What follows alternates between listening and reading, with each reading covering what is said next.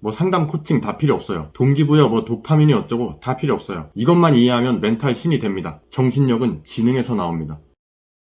제 입으로 얘기를 하면 조금 웃긴데 저는 멘탈 신이라고 불리고 있어요. 제가 하는 말이 아니고 제자들이 하는 말입니다. 어떻게 왜 그렇게 불리냐, 이런 건 쓸데없는 서론이니까 뒤에서 설명하기로 하고 좀 더 긴 버전을 블로그에 써두기도 했는데 그냥 제 일상생활을 지켜보던 멤버들이 비공개 카페에 스스로 후기를 쓰기도 했어요. 옆에서 지켜본 일상생활 목격담, 어떻게 사람이 저렇게 멘탈 신이냐 하고. 좀 웃긴 얘기죠. 하지만 저는 멘탈이 강하지 않습니다. 단지 객관적으로 생각할 뿐이에요.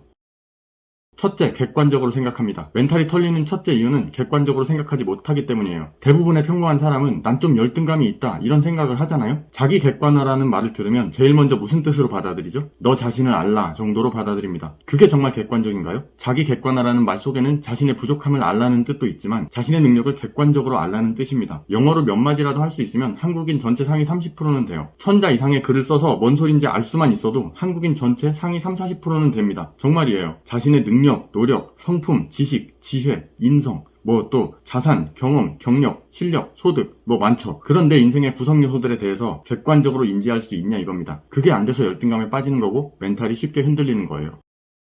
둘째, 현실적으로 생각합니다. 앞 얘기랑 비슷하죠. 현실적으로 생각해라는 말을 들으면 제일 먼저 무슨 뜻으로 받아들이시나요? 넌 안 돼 정도로 생각해요. 맞죠? 근데 진짜 현실적인 건 뭐예요? 예를 들어 목적지가 북쪽인데 북쪽으로 가면 목적지에 도착할 것이다 이거하고 목적지가 북쪽인데 북쪽으로 가봤자 넌 절대로 도착할 수 없을 것이다. 둘 중에 뭐가 더 객관적이고 현실적이죠? 여러분이 꿈이나 목표를 말하면 모든 사람이 뭐라고 말해요? 현실적으로 생각하라고 해요. 사실은 그 말의 뜻은 대부분 부정적인 얘기고 전혀 현실적이지가 않죠. 절대로 100% 안 될 거다가 현실적인가요? 끝까지 가면 도착한다가 현실적인가요? 현실적이라는 말의 뜻조차 반대로 생각하고 있기 때문에 여러분은 멘탈이 흔들리는 겁니다. 셋째, 분리해서 생각합니다. 굉장히 중요해요. 우리 뇌는 어리석기 때문에 객관적이지 않은 착각을 해요. 가짜 통계를 만들어냅니다. 쉽게 설명하자면 예를 들어 어제까지 많은 시도를 했다가 실패하고 오늘 또 새로운 시도 아이디어가 떠올랐다면 새로운 방식으로 해봐야겠다라는 계획이 떠올랐다면 이걸 통계적으로 접근해야 되나요? 아니면 완전히 별개의 사건으로 분리해야 되나요? 완전한 별개의 사건이죠. 어제까지 내가 했던 모든 시도가 실패라고 해도 오늘 새로운 시도를 시작하려고 하면 그건 완전한 별개의 사건이라고요. 이 분리해서 생각한다는 개념이 엄청 중요한데 나중에 좀 더 깊이 다루게 되겠지만 분리해서 생각할 수 있어야 됩니다. 애초에 별개의 사건이니까 모든 일은.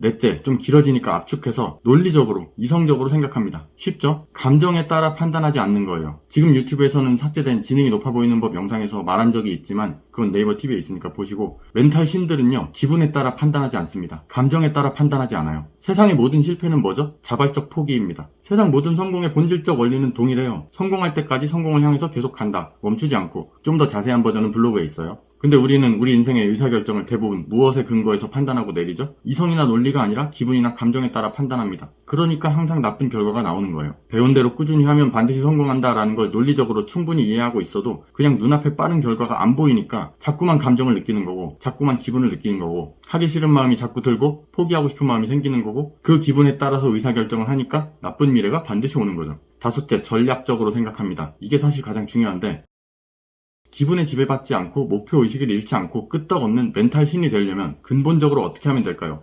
알면 됩니다. 알면 돼요.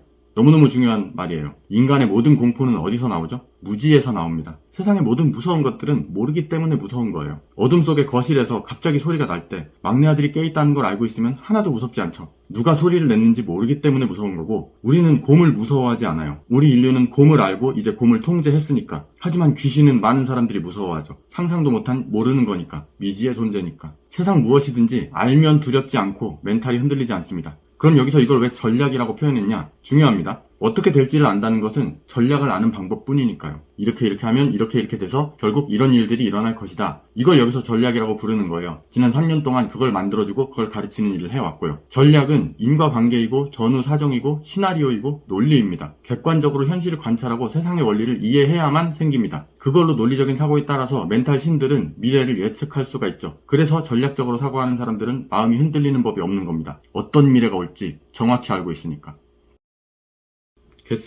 그러면 게스마트는 왜 멘탈 신이라고 불리는가? 홍보 없이 월 1000만원 팔리는 전자책을 그냥 3년째 판매 중지해버렸죠. 별로 내키지 않아서. 이유는 그것밖에 없어요. 계산하면 얼마죠? 아무렇지도 않습니다. 세상에서 가장 억울한 유튜버가 됐어도 3년째 계속 새롭게 재시도하고 있죠. 계속 연구하고 계속 새로운 방법을 찾아요. 성과가 안 나오는데도 포기하지 않고 열심히 하는 게 아니라 어쩌면 아무도 견디지 못할 세상 억울한 일을 겪고도 그냥 아무렇지 않게 계속해서 제시도 하고 있어요. 그렇다면 다음에는 어떻게 해볼까? 누명을 풀기 위해서 올바른 방법을 입증해서 진실을 증명하려고 이 실험을 하면서 3년 동안 엄청난 손해를 봤죠. 아무 상관도 없습니다. 이 마지막 채널도 그 실험을 위해서 8개월째 컨텐츠의 가치를 낮춰서 발행하고 있었죠. 잘 모르는 사람들이 보면 실력이 없어 보이고 멍청해 보일 거라는 걸 다 감수하면서 아무 상관이 없으니까. 저는 큰 그림을 그리고 있으니까. 자신을 알리려는 모든 활동을 멈추고 3년 동안 제자들만을 위해서 헌신했죠. 아무 상관없었어요. 제자들한테 딱 한 번 도전해볼 기회를 주기 위해서 제 인생을 대가 없이 전부 걸어본 적도 있습니다. 그래서 지금은 개털이 됐죠. 소수의 제자들한테 인생 3년을 갈아놓고 지금 게스마트 듣보잡이잖아요. 누가 알아요? 아무 상관이 없다고요. 처음부터 제가 선택했던 결과니까. 이런 미래가 올 거라는 걸 알고 시작했으니까. 지금 불행을 느낄 이유가 전혀 없죠. 뭐 자세한 얘기는 블로그 같은 데 있고요. 객관적으로 생각한다, 현실적으로 생각한다, 분리해서 생각한다, 논리적으로 생각한다, 이성적으로 생각한다, 전략적으로 생각한다. 그러면 미래를 알고 있는 사람이 되는 법이고 불안이나 공포나 절망에 빠져서 기분을 느끼면서 멘탈이 흔들릴 이유가 없다. 쉽죠? 심플합니다. 뭐 구독, 좋아요 이런 거 하실 필요 없고요. 인연이 되면 또 만나는 거고 아니면 마는 거죠. 마지막으로 약간의 공지입니다. 아무래도 어쩔 수 없는 부분이라서 유튜브에서 차단된 제 영상들은 네이버 TV에 백업해두고 있어요. 그쪽에 있는 컨텐츠 밸류가 좀 더 높다고 얘기했었죠? 한 페이지로 창업하는 방법, 1초 만에 천재 되는 방법, 안 팔릴 물건을 파는 방법, 뭐 그런 것들이 있으니까 관심 있으신 분들은 찾아보시고 이 멘탈 신이 되는 방법의 다른 변주된 버전이나 당신의 쇼핑몰이 망한 진짜 이유, 블로그 키워드 잡는 게 뻘짓인 이유 이런 내용들을 블로그에 막 올리기 시작했으니까 그쪽도 찾아보시는 편이 도움이 될 겁니다. 이 채널은 지금까지 복잡한 실험을 위해서 일부러 컨텐츠 가치를 낮추고 있었는데 이제 그 기간은 끝이 났습니다. 지난번 영상 같은 경우는 정말이지 획기적인 내용의 본질을 가지고서도 어떻게든 노잼으로 만들려고 발버둥 쳤죠. 내용, 구성, 하다못해 말투, 분위기까지. 아무튼 그 오랜 실험과 깊은 연구를 통해서 차단은 풀려 있을지도 모른다라는 가능성이 조금 생겼고요. 첫째로. 둘째로 설령 그렇지 않다고 해도 그냥 이제 전략을 변경하기로 했습니다. 앞으로는 좀 더 봐줄 만한 영상들을 올릴 거예요. 기대하셔도 괜찮을 겁니다.